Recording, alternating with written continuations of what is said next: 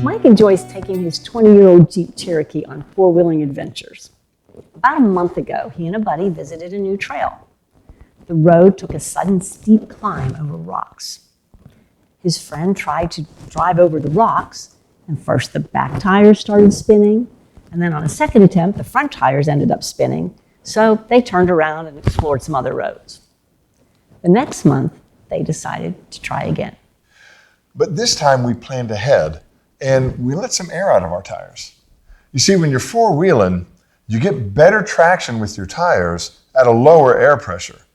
Normally we'd run around 32 to 34 PSI on the roads, but when four-wheeling, we might run as low as 20 PSI or even lower.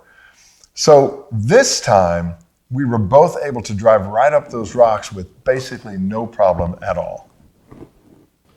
I think there are other places in life we can't go unless we let a little air out of our tires. As humans, we have a tendency to allow pride to puff us up. But those full tires may prohibit us from traveling where God wants us to travel. Think about it.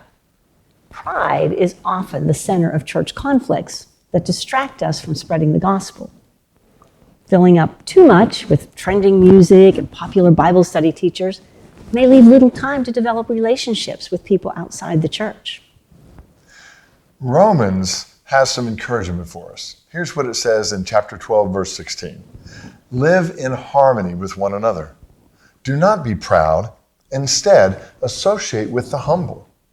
Do not be wise in your own estimation. This talks about a godly trait called humility. We allow ourselves to be deflated a little. Instead of being the talker at church, we humbly listen and learn. Instead of only hanging out with the popular kids, we get to know the people on the sidelines. Humble people often yield their rights to better serve others. A missionary may give up a 4-bedroom home in the suburbs to live in poverty. Someone else might give up their Saturday morning golf outing to mentor a team.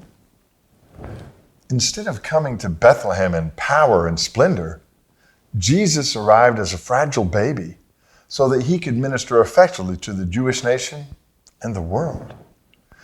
Let's be willing to let a little air out of our tires. Then we can travel over rougher terrain and get to the people and places that need us the most. Thanks for trekking with the Foxes.